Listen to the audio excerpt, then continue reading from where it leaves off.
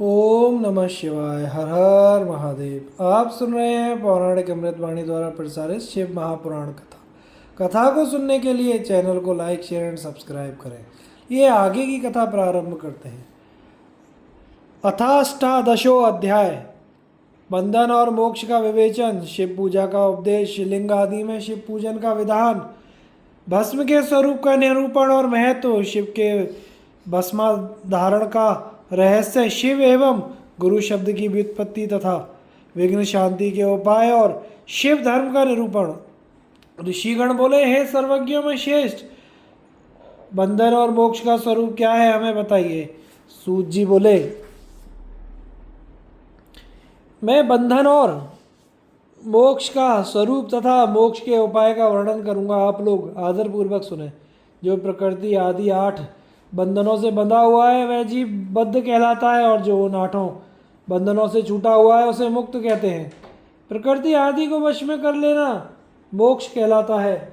बंधन आगंतुक है और मोक्ष स्वतः सिद्ध है। बद्ध जीव जब बंधन से मुक्त हो जाता है तब उसे मुक्त जीव कहते हैं। प्रकृति, बुद्धि, महतत्व, त्रिगुणात्मक अहंकार और 5 तन मात्राएं, इन्हें ज्ञानी पुरुष प्रकृत्यादष्टक मानते हैं। प्रकृति आदि 8 तत्वों के समूह से देह की उत्पत्ति हुई है। देह से कर्म उत्पन्न होता है और फिर कर्म से नूतन देह की उत्पत्ति होती है। इस प्रकार बार बार जन्म और कर्म होते रहते हैं। शरीर के स्थूल, सूक्ष्म और कारण के भेद से 3 प्रकार का जानना चाहिए। स्थूल शरीर जागृत अवस्था में व्यापार कराने वाला, सूक्ष्म शरीर जागृत और स्वप्न अवस्था में इंद्रिय भोग प्रदान करने वाला, तथा कारण शरीर सुषुप्तावस्था में आत्मानंद की अनुभूति कराने वाला कहा गया है। जीव को उसके प्रारब्ध कर्मानुसार सुख दुख प्राप्त होते हैं। वह अपने पुण्य कर्मों के फलस्वरूप सुख और पाप कर्मों के फलस्वरूप दुख प्राप्त करता है। कर्म पाश से बंधा हुआ जीव अपने त्रिविध शरीर से होने वाले शुभाशुभ कर्मों द्वारा सदा चक्र की भांति बार बार घुमाया जाता है। इस चक्रवत भ्रमण की निवृत्ति के लिए चक्रकर्ता का स्तवन एवं आराधन करना चाहिए। प्रकृति आदि जो 5 बतलाए गए हैं उनका समुदाय ही महाचक्र है, और जो प्रकृति से परे है वे परमात्मा शिव हैं। भगवान महेश्वर ही प्रकृति और आदि महाचक्र के कर्ता हैं, क्योंकि वे प्रकृति से परे हैं। जैसे बकायन नामक वृक्ष का थाला जल को पीता और उगलता है, उसी प्रकार शिव प्रकृति आदि को अपने वश में कर उस पर शासन करते हैं। उन्होंने सबको वश में कर लिया है, इसीलिए वे शिव कहे गए हैं। शिव ही सर्वज्ञ हैं, परिपूर्ण तथा निष्प्रय है।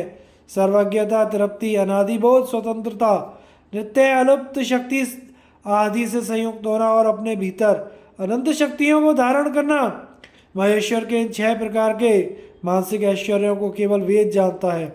अतः भगवान शिव के अनुग्रह से ही प्रकृति आदि 8 तत्व वश में होते हैं। भगवान शिव का कृपा प्रसाद प्राप्त करने के लिए उन्हीं का पूजन करना चाहिए। शिव तो परिपूर्ण है, निष्प्रय हैं, उनकी पूजा कैसे हो सकती है? इसका उत्तर यह है कि भगवान शिव के उद्देश्य से उनकी प्रसन्नता के लिए किया हुआ सत्कर्म उनके कृपा प्रसाद को प्राप्त कराने वाला होता है। शिवलिंग में, शिव की प्रतिमा में तथा शिव भक्तजनों में शिव की भावना करके उनकी प्रसन्नता के लिए पूजा करनी चाहिए। वह पूजन शरीर से, मन से, वाणी से और धन से भी किया जा सकता है। उस पूजा से प्रकृति से परे महेश्वर पूजक पर विशेष कृपा करते हैं, यह सत्य है।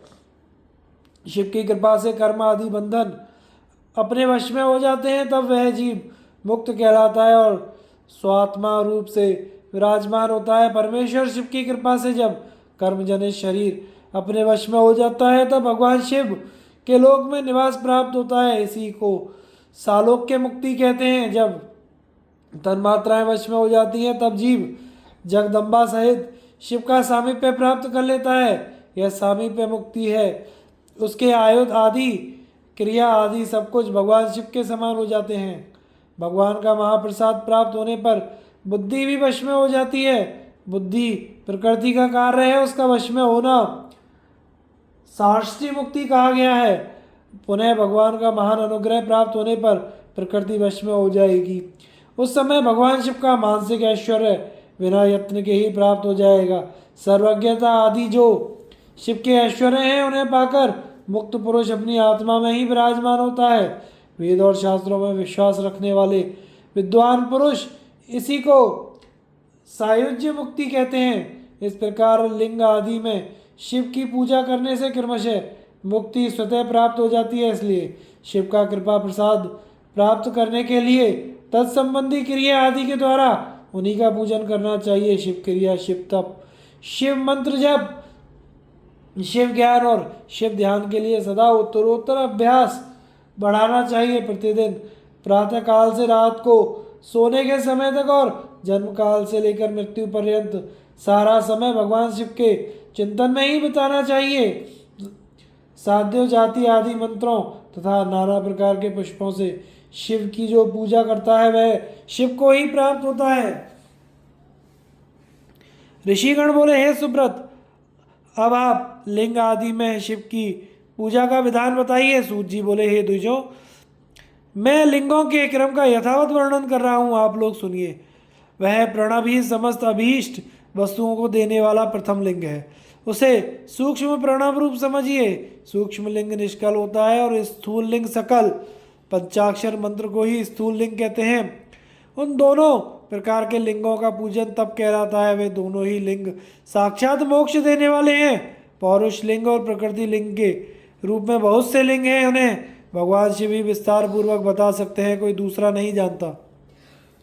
पृथ्वी के विकार जो जो लिंग ज्ञात हैं उनको मैं आपको बता रहा हूँ। उनमें प्रथम स्वयंभू लिंग, दूसरा बिंदु लिंग, तीसरा प्रतिष्ठित लिंग, चौथा चरलिंग और पांचवा गुरुलिंग है।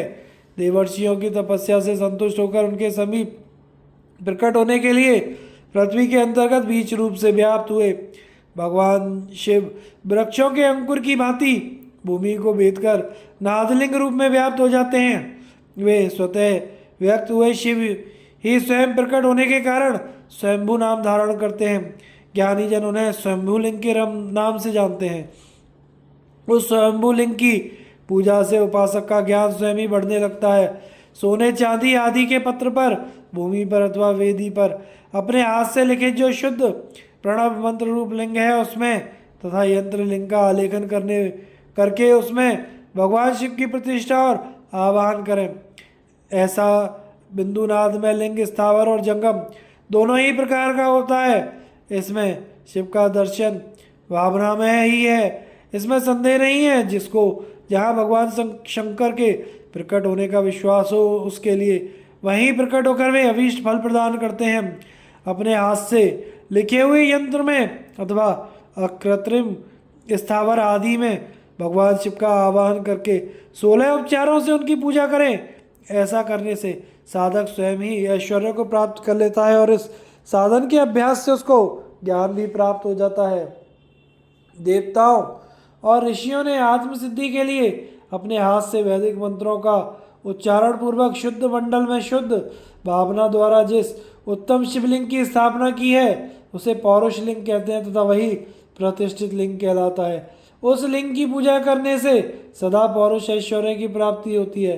महान ब्राह्मणों और महाधनी राजाओं द्वारा किसी शिल्पी से शिवलिंग का निर्माण कराकर मंत्र पूर्वक जिस लिंग की स्थापना तथा प्रतिष्ठा की गई है वह प्राकृत लिंग कहलाता है।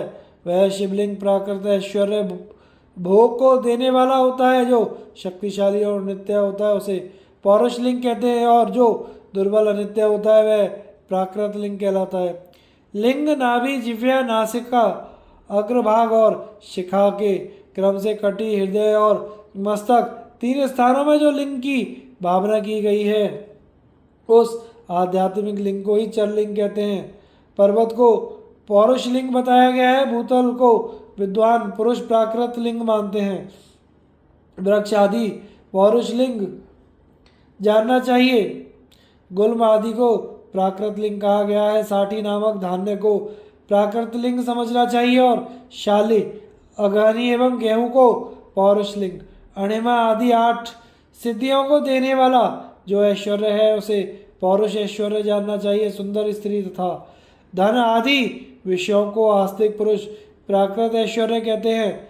चर लिंगों में सबसे प्रथम रसलिंग का वर्णन किया जाता है। रसलिंग ब्राह्मणों को उनकी सारी अभीष्ट वस्तुओं को देने वाला शुभ कारक। बाणलिंग क्षत्रियों के महान राज्य की प्राप्ति कराने वाला। स्वर्णलिंग वैश्यों को महाधनपति का पद प्रदान कराने वाला है तथा सुंदर शिलालिंग शूद्रों को महाशुद्धि देने वाला है। स्फटिक लिंग तथा बाणलिंग सब लोगों को उनकी समस्त कामनाएं प्रदान करता है। अपना ना हो तो दूसरे का स्फटिक या बाणलिंग भी पूजा के लिए निषिद्ध नहीं है। स्त्रियों विशेषतः सद्भाव के लिए पार्थिव लिंग की पूजा का विधान है।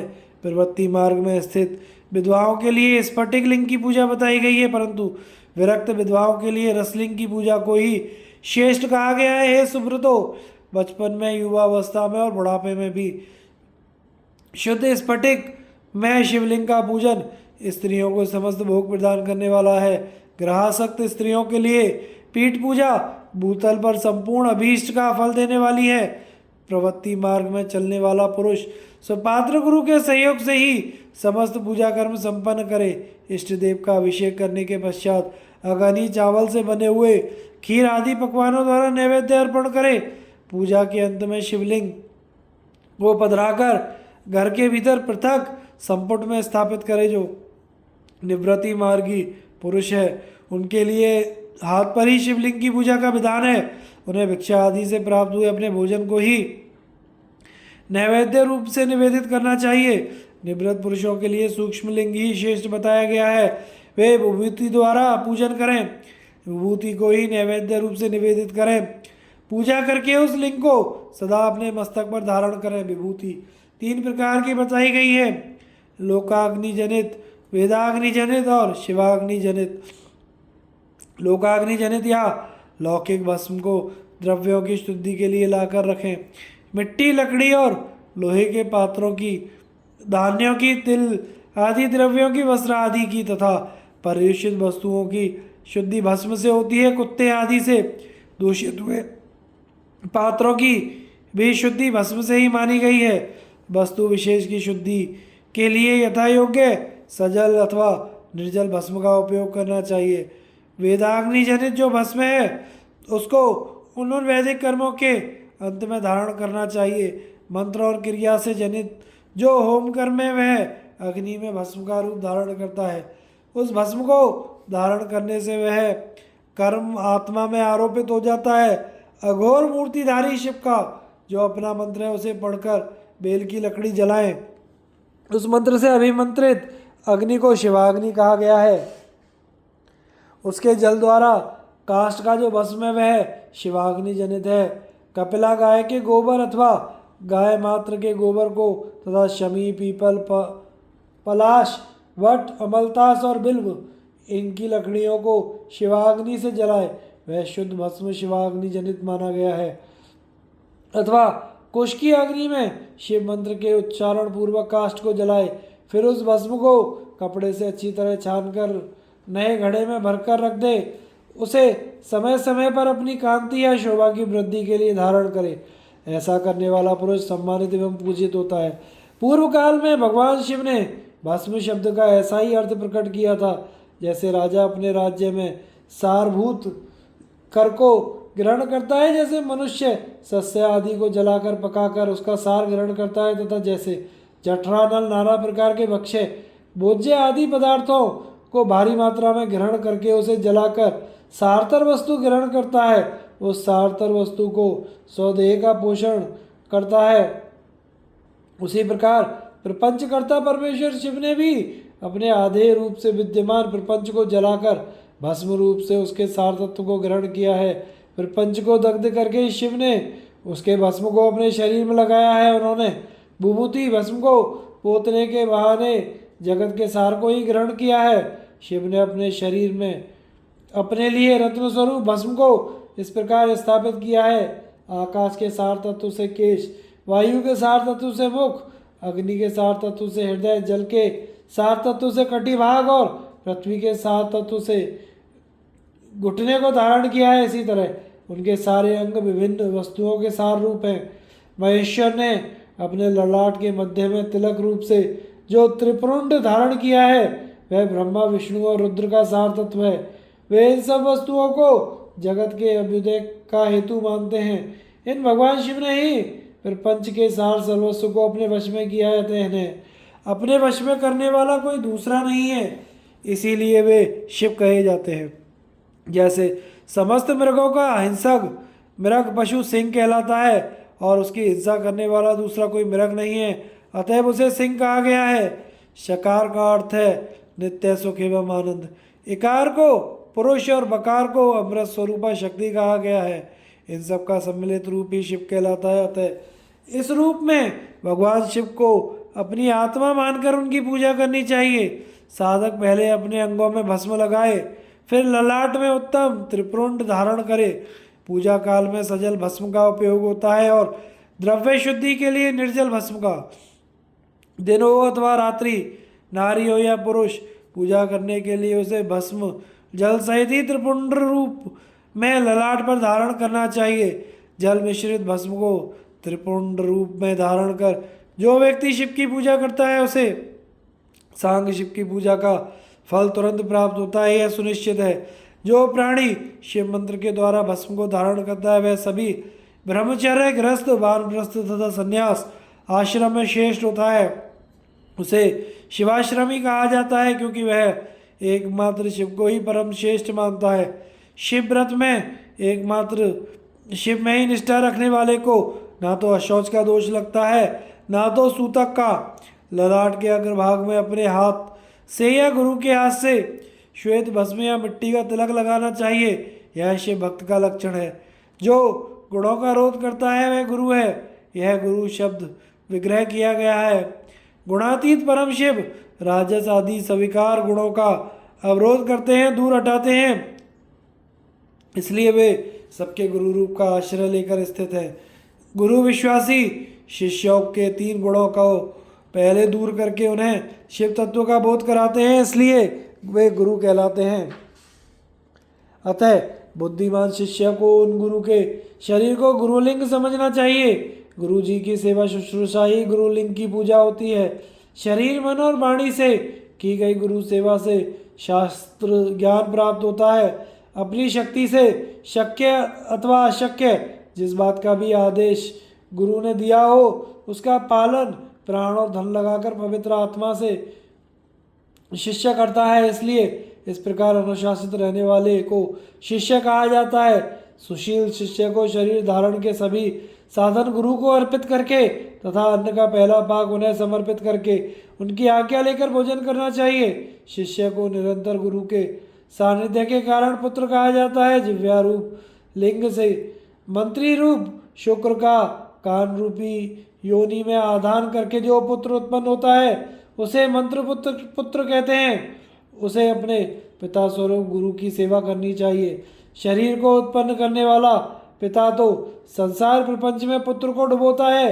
ज्ञान देने वाला गुरु रूप पिता संसार सागर से पार कर देता है। इन दोनों पिताओं के अंतर को जानकर गुरु रूप पिता की अपने कमाए धन से तथा अपने शरीर से विशेष सेवा पूजा करना चाहिए। पैर से केश पर्यंत जो गुरु के शरीर के अंग हैं उनकी भिन्न भिन्न प्रकार से यथा स्वयं अर्जित धन के द्वारा उपयोग की सामग्री प्राप्त कराकर अपने हाथों से दबाकर स्नान अभिषेक आदि कराकर तथा नैवेद्य भोजन आदि देकर पूजा करनी चाहिए। गुरु की पूजा ही परमात्मा शिव की पूजा है। गुरु के उपयोग से बचा हुआ सारा पदार्थ आत्मशुद्धि कराने वाला होता है। हे द्विजो, गुरु का शेष जल तथा अन्न आदि से बना हुआ शिवोचिष्ट शिव भक्तों और शिष्यों के लिए ग्राह्य तथा भोज्य है। गुरु की आज्ञा के बिना उपयोग में लाया हुआ सब कुछ वैसा ही है जैसा चोर चोरी करके लाई हुई वस्तु का उपयोग करता है। गुरु से भी विशेष ज्ञानवान पुरुष मिल जाए तो उसे भी यत्नपूर्वक गुरु बना लेना चाहिए। अज्ञान रूपी बंधन से छूटना ही जीव मात्र के लिए साध्य पुरुषार्थ है। जो विशेष ज्ञानवान है वही जीव को उस बंधन से छुड़ा सकता है। कर्म की सांगोपांग पूर्ति के लिए पहले विघ्न शांति करनी चाहिए। निर्विघ्नता पूर्वक तथा सांग संपन्न हुआ कार्य ही सफल होता है। इसलिए सभी कर्मों के प्रारंभ में बुद्धिमान व्यक्ति को विघ्न विनाशक गणपति का पूजन करना चाहिए। सभी बाधाओं को दूर करने के लिए विद्वान व्यक्ति को सभी देवताओं की पूजा करनी चाहिए। ज्वर आदि ग्रंथि रोग आध्यात्मिक बाधा कहे जाते हैं। पिशाच और सियार आदि का दिखना, बाम्बी आदि का जमीन पर उठाना, अकस्मात छिपकली आदि जंतुओं का गिरना, घर में कच्छप सांप दुष्ट स्त्री का दिखना, वृक्ष नारी और गौ आदि की प्रसूति का दर्शन होना आगामी दुख का संकेत होता है। अतः यह अति भौतिक बाधा मानी जाती है। किसी अपवित्र वस्तु का गिरना, बिजली का गिरना, महामारी, ज्वरमारी, हैजा, गोमारी, मसूरिका एक प्रकार की शीतला रोग, जन्म नक्षत्र पर ग्रहण, संक्रांति आदि, अपनी राशि में अनेक ग्रहों का योग होना तथा दुस्वप्न दर्शन आदि आदि दैविक बाधा कही जाती है। शब, चांडाल और पतित का स्पर्श अथवा इनके घर के भीतर आना भावी दुख का सूचक होता है। बुद्धिमान व्यक्ति को चाहिए कि उस दोष की शांति के लिए शांति यज्ञ करे। किसी मंदिर, गौशाला, यज्ञशाला अथवा घर के आंगन में जहाँ 2 हाथ पर ऊंची जमीन हो उसे अच्छी तरह साफ करके उस पर एक भार धान रखकर उसे फैला दे। उसके बीच में कमल बनाए तथा कोण सहित 8 दिशाओं में भी कमल बना दे। फिर प्रधान कलश में सूत्र बांधकर तथा गुग्गुल की धूप दिखाकर उसे बीच में तथा दिशाओं में बनाए गए कमलों पर अन्य 8 कलश स्थापित करे। 8 कलशों में कमल, आम्र पल्लव, कुशा डालकर गंध आदि पंचद्रव्यों से युक्त मंत्रपूत जल से उन्हें भरे। उन समस्त कलशों में नीलम आदि नवरत्नों को क्रमशः डालना चाहिए। तत्पश्चात बुद्धिमान यजमान कर्मकांड को जानने वाले सपत्नीक आचार्य का वरण करे। भगवान विष्णु की स्वर्ण प्रतिमा तथा इंद्र आदि देवताओं की प्रतिमा बनाकर उन कलशों में छोड़े। पूर्ण पात्र से ढके हुए मध्य कलश पर भगवान विष्णु का आवाहन करके उनकी पूजा करे। पूर्व दिशा से प्रारंभ करके सभी दिशाओं में मंत्रानुसार इंद्र आदि का क्रमशः पूजन करना चाहिए। उनके नामों में चतुर्थी विभक्ति सहित नमः का प्रयोग करते हुए उनका पूजन करना चाहिए। आवाहन आदि सारे कार्य आचार्य द्वारा संपन्न कराए तथा आचार्य और ऋत्विजों सहित उन देवताओं के मंत्रों को 100 बार जपे। कलशों की पश्चिम दिशा में जप के बाद होम करना चाहिए। हे विद्वजनों, यह जप होम करोड़, लाख, हजार अथवा 108 की संख्या में हो सकता है। इस विधि से 1 दिन, 9 दिन अथवा 40 दिनों में केश काल की व्यवस्था के अनुसार शांति यज्ञ यथोचित रूप में संपन्न करे। शांति के लिए शमी तथा वृत्ति, रोजगार के लिए पलाश की समिधा से, अन्य घृत तथा सुगंधित द्रव्यों से उन देवताओं के नाम अथवा मंत्रों से हवन करना चाहिए। प्रारंभ में जिस द्रव्य का उपयोग किया गया हो अंत तक उसी का प्रयोग करते रहना चाहिए। अंतिम दिन पुण्यावाचन कराकर कलशों के जल से प्रेक्षण करना चाहिए। तत्पश्चात आहुति की संख्या के बराबर ब्राह्मणों को भोजन कराए। हे विद्वानों, आचार्यों और ऋत्विजों को भविष्य का भोजन कराना चाहिए। सूर्य आदि नवग्रहों को होम के अंत में पूजन करना चाहिए। ऋत्विजों के क्रमानुसार नवरत्नों की दक्षिणा देनी चाहिए। तत्पश्चात 10 दान करे और उसके बाद भूयसी दान करना चाहिए। बालक, यज्ञोपवीति, गृहस्थाश्रमी और वानप्रस्थियों को धन का दान करना चाहिए।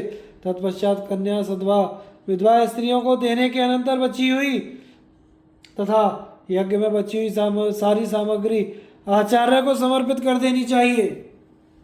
उत्पात, महामारी और दुखों के स्वामी यमराज माने जाते हैं, इसलिए यमराज की प्रसन्नता के लिए काल प्रतिमा का दान करना चाहिए। 100 निष्क या 10 निष्क के परिमाण की पाश और अंकुश धारण की हुई पुरुष के आकार की स्वर्ण प्रतिमा बनाएं। उस स्वर्ण प्रतिमा का दक्षिणा सहित दान करना चाहिए। उसके बाद पूर्ण आयु प्राप्त करने हेतु तिल का दान करना चाहिए। रोग निवारण के लिए घृत में अपनी परछाई देखकर दान करना चाहिए। 1000 ब्राह्मणों को भोजन कराना चाहिए। धनाभाव में 100 अथवा यथाशक्ति ब्राह्मणों को भोजन कराना चाहिए। भूत आदि की शांति के लिए भैरव की महापूजा करें। अंत में भगवान शिव का महाअभिषेक और नैवेद्य समर्पित करके ब्राह्मणों को भूरी भोजन कराना चाहिए। इस प्रकार यज्ञ संपन्न करने से दोषों की शांति हो जाती है। इस शांति यज्ञ का प्रतिवर्ष फागुन मास में आयोजित करना चाहिए। अशुभ दर्शन होने पर तुरंत अथवा 1 महीने के भीतर यज्ञ का आयोजन करना चाहिए। महापाप हो जाए तो भैरव की पूजा करनी चाहिए। महाव्याधि हो जाए तो यज्ञ का पुनः संकल्प लेकर उसे संपन्न करना चाहिए। अकिंचन दरिद्र व्यक्ति तो केवल दीप दान कर दे, उतना भी ना हो सके तो स्नान करके कुछ दान कर दे। 108, 1000, 10,000, 1,00,000 या 1 करोड़ मंत्रों से भगवान सूर्य को नमस्कार करे। इस नमस्कारात्मक यज्ञ से सभी देवता प्रसन्न हो जाते हैं। भगवान शिव की इस प्रकार प्रार्थना करे, मेरी बुद्धि आपके ज्योतिर्मय पूर्ण स्वरूप में लगी है। मुझ में जो अहंता थी वह आपके दर्शन से नष्ट हो गई। मैं अपनी देह से आपको प्रणाम करता हूँ। हे प्रभु, आप महान हैं, आप पूर्ण हैं, आप मेरा स्वरूप भी आप ही हैं। तो भी इस समय में आपका दास हूँ। इस प्रकार यथा योग्य नमस्कार पूर्वक स्वात्म यज्ञ करना चाहिए। तत्पश्चात भगवान शिव को नैवेद्य देकर तांबूल समर्पित करना चाहिए। तब स्वयं 108 बार शिव की प्रदक्षिणा करनी चाहिए।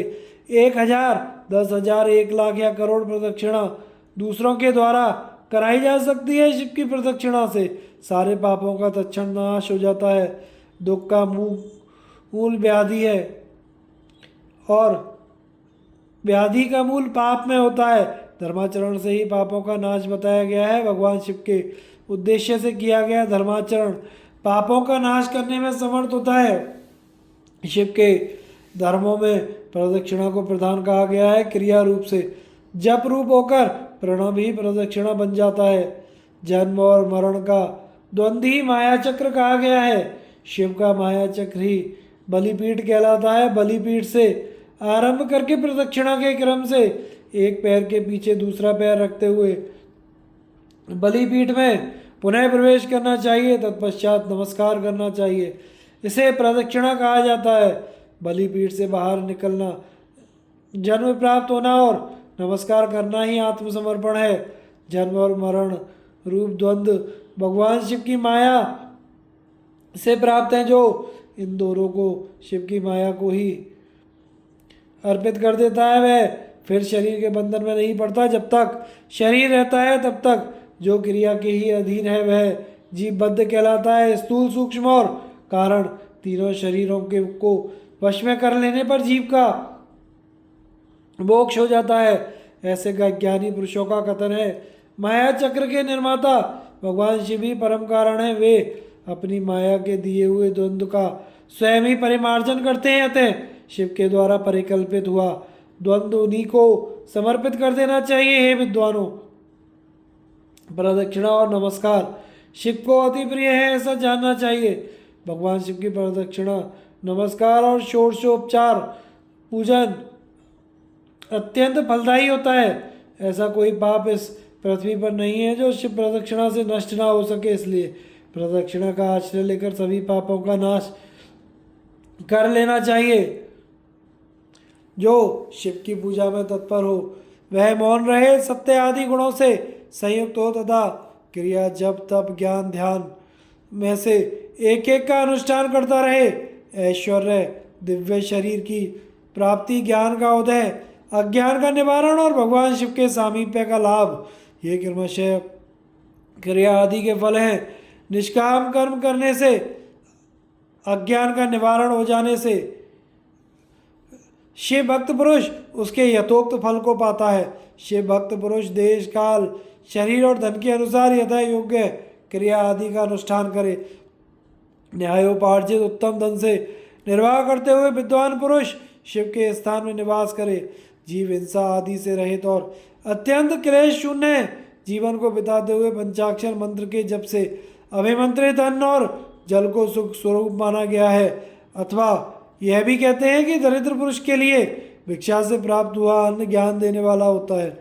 शिव भक्त को भिक्षान्न प्राप्त हो तो वह शिव भक्ति को बढ़ाने वाला होता है। शिव योगी पुरुष भिक्षान्न को शंभु सत्र कहते हैं, जिस किसी भी उपाय से जहाँ कहीं भी भूतल पर शुद्ध अन्न का भोजन करते हुए सदा मौन भाव से रहे और अपने साधन का रहस्य किसी पर प्रकट ना करे, भक्तों के समक्ष ही शिव के महात्म्य को प्रकाशित करे। शिव मंत्र के रहस्य को भगवान शिव ही जानते हैं, दूसरा कोई नहीं जानता। शिव भक्त को सदा शिवलिंग के आश्रित होकर वास करना चाहिए। हे ब्राह्मणों, शिवलिंग आश्रय के प्रभाव से वह भक्त भी शिव रूप हो जाता है। चरलिंग की पूजा करने से वह क्रमशः अवश्य ही मुक्त हो जाता है। महर्षि व्यास ने पूर्व काल में जो कहा था और मैंने जैसा सुना था, उस सब साध्य और साधन का संक्षेप में वर्णन कर दिया। आप सबका कल्याण हो और भगवान शिव में आपकी दृढ़ भक्ति बनी रहे। जो मनुष्य इस अध्याय का पाठ करता है अथवा जो इसको सुनता है, हे विकीजनों, वह भगवान शिव की कृपा से शिव ज्ञान को प्राप्त कर लेता है। इस प्रकार शिव महापुराण के अंतर्गत प्रथम विश्वेश्वर संहिता के साध्य साधन खंड में शिवलिंग के महात्म्य का वर्णन नामक 18वां अध्याय पूर्ण हुआ। दोस्तों, आगे की कथा का प्रसारण हम अगले भाग में करेंगे। वीडियोस को इसी प्रकार देखने के लिए हमारे चैनल को लाइक, शेयर एंड सब्सक्राइब करें। हर हर महादेव।